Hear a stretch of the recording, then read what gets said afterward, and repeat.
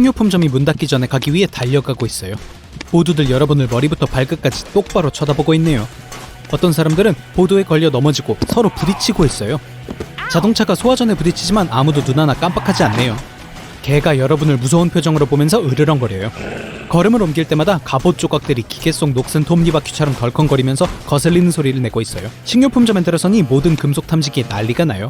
모두들 의문이 가득한 표정으로 여러분을 쳐다보네요. 유제품 코너로 들어가서 먹고 싶었던 우유를 바로 맨 위 선반에서 찾았어요. 손을 뻗으려고 했는데 꽤 힘드네요.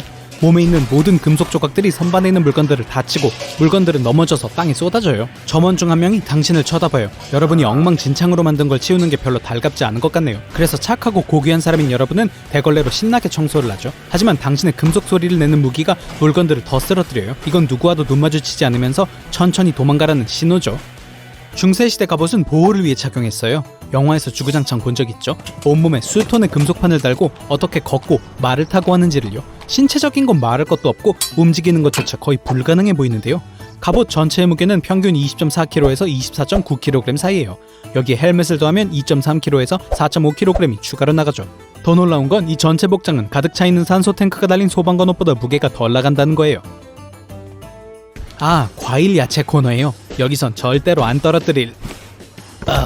너무 성급했네요. 같은 점원이 나타나서 다시 한번 험악한 표정을 지어주네요. 필요한 건 다 챙겨서 계산대로 갑니다. 캐셔가 놀라서 도움을 청하려고 해요. 그리고 여러분이 작은 주머니에서 금화를 꺼내기 시작할 때 정말 깜짝 놀란 것 같아요. 여러분과 캐셔는 오늘날 경제에서 어떤 화폐가 사용되고 있는지에 대해 작은 논쟁을 벌이게 돼요. 근데 여러분은 경제가 뭔지도 모르잖아요. 한동안 실랑이를 벌이고 계산하고 밖으로 나왔어요.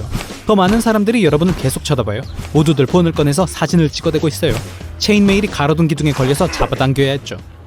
체인메일 갑옷은 신축성과 편안한 금속 셔츠가 되길 바라면서 수백 개로 연결되어 있는 작은 쇠링으로 만들어져 있어요. 몸에 꼭 맞고 인체의 거의 모든 부분을 보호하기 위해 특별히 만들어졌죠. 이런 걸 만드는 건 쉽지 않았어요. 1000년도 더 전에 대장장이들은 그 작은 쇠고리를 서로 연결하기 위해 수많은 시간을 들였고 모든 게 완벽해야 했죠. 체인메일로 바디수트를 만든 것 외에도 대장장이들은 몸을 더 덮어주기 위해 후드코트, 장갑, 신발, 그리고 바지를 만들었어요. 얼굴만 빼고 다 말이죠. 갑옷은 무릎 아래로 내려가는 일종의 가죽 외투와 함께였어요. 이게 훨씬 더 보호를 더해주었죠. 그리고 팔뚝에는 두꺼운 가죽 장갑 위로 쓰는 금속 벙어리 장갑을 착용했어요. 썰 확인 시간이에요. 갑옷 입은 기사들이 말에 올라타기 위해 크레인은 필요치 않았어요. 어떠한 도움받지 않고 아주 쉽게 올라탈 수 있었어요. 소방관들은 완전 군장하고도 사다리를 오를 수 있듯이 말 타는 것도 별반 다르지 않아요. 집으로 가는 버스를 타기 위해 가장 가까운 버스 정류장까지 걸어가요. 기다리는데 모든 사람들이 계속해서 쳐다봐요. 근데 여러분은 그 사람들이 거의 안 보이니까 상관없어요. 중세 기사들은 얼굴 전체를 가리고 있었어요. 앞을 볼 수 있게 얇게 가로로 그은 선을 제외하고는 말이죠. 고개를 옆으로 돌리는 건 재미로 할 일이 아니었어요. 버스가 도착해서 올라탑니다. 운전기사가 어리둥절해하면서 쳐다보네요. 아마 새로운 배역에 몰입하려고 하는 배우인가봐. 목적지에 도착하자마자 내려서 걸어갑니다. 오르막길을요. 체인메일이 나오고 나서 몇 세기 후 기사들은 새롭게 패션 업그레이드를 했어요. 철판으로 말이죠. 철판은 기본적으로 움직임이 가능하도록 해주는 리벳과 가죽끈으로 연결되어 신체의 각 부분을 덮는 금속 조각이었어요. 완전 무장하고 거수 도약 운동도 할 수 있어요. 일단 다 입었을 때 각 조각이 다른 조각 위에 올려져 있어서 물고기 비늘 같아 보여요. 이 모든 게 추가적으로 무게를 더해주죠. 각 다리에 9kg를 묶고 돌아다닌다고 상상해봐요. 다리 운동 안 하는 날이 없겠네요. 철판 갑옷을 세탁소에 다 넣고 간 건 다행이에요. 아니 또는 대장간에 말이죠. 하지만 그게 없어도 오르막길을 걷는 것은 사실 공원 걷는 것과는 달라요. 노인들이 여러분보다 더 빨리 걷네요.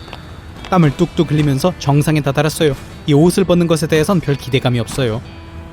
몇 블록만 더 가면 아파트에 도착할 거예요. 8층에 살죠. 걸어갑니다. 걸을 때마다 다리 근육이 점점 더 커지는 게 느껴져요. 갑옷에서 튀어나오려고 하네요. 겨우겨우 현관문을 비집고 들어가 식료품을 내려놔요. 이제 갑옷에서 벗어나는 건 좀 어려울 거예요. 옛날에는 기사의 종자와 조수들이 기사가 갑옷을 벗는 걸 도와줬어요. 하지만 여러분은 아니죠. 여러분에겐 꼬리를 흔들며 지켜보고만 있는 멍멍이 멀린밖에 없어요. 모래와 식초로 가득한 믿음직한 통을 갖고 옵니다. 일단 갑옷을 벗고 갑옷을 통 안에 다 넣어 이리저리 흔들죠. 셀프 세탁 완료. 내일이면 마를 거예요. 매일 갑옷 입는 건 매우 번거로운 일이지만 고대에서는 온갖 날씨에 입었어야 했죠. 더운 여름날엔 강철은 찌는 듯이 뜨겁게 느껴질 거고 쏟아지는 빗 속에선 갑옷은 그 어느 때보다 무겁게 느껴질 거예요. 그때 갑옷 입는 게 짜증났을 거라고 생각하나요? 요즘 그런다고 상상해보세요. 밴드를 즐기러 콘서트에 왔어요. 로비에 나가 음료를 몇 개 사서 돌아섰는데 여러분과 좌석 사이에 있는 엄청난 인파를 보게 되죠. 음료 2잔 가득 들고 있는데 맨 앞줄까지 어떻게 갈 거예요? 지나가면서 모든 사람들을 스치면서 다치게 해요. 그리고 늘 그렇듯 다들 여러분을 쳐다보네요. 음악이 시작되지만 아무도 밴드를 안 쳐다보고 있어요. 사람들은 맨 앞줄에서 춤추고 있는 중세 디스코볼을 보고 있으니까요. 온몸에 강철을 두른 채로 음악에 몸을 맡기고 싶은데 그게 너무 웃겨요. 여러분의 춤이 충분히 웃기지 않았는지 노래 몇 곡 듣고 나니 갑옷이 삐걱거리면서 서로 부딪히기 시작하면서 밴드 소리보다 훨씬 더 큰 소리를 내고 있어요. 이제 모든 가게의 장애물을 마주하며 쇼핑몰에 왔어요. 엘리베이터를 타려고 하는데 덩치가 너무 커요. 그리고 날카롭고 뾰족한 갑옷을 입은 사람과 나란히 서 있고 싶은 사람은 아무도 없죠. 설상가상으로 버튼을 누르기엔 금속으로 덮인 손가락이 너무 두꺼워요. 대신 에스컬레이터를 타고 푸드코트 구경하러 가죠. 먹는 건 문제가 안 돼요. 헬멧만 벗으면 얼굴은 자유로우니까요. 하지만 눈에 띄지 않고는 못 넘어갈 거예요. 기사가 목구멍에 햄버거를 쑤셔놨습니다. 굉장하네요. 푸드코트의 이 작은 의자에 맞질 않아서 결국 서서 식사하게 되었어요. 근사한데요. 체육관에 가는 건 시간 낭비겠어요. 갑옷 입고 걸치고 벗는 게 이미 훌륭한 운동이잖아요. 벤치프레스 잊어버리세요. 일단 벤치에 누우면 다시는 못 일어날지도 몰라요.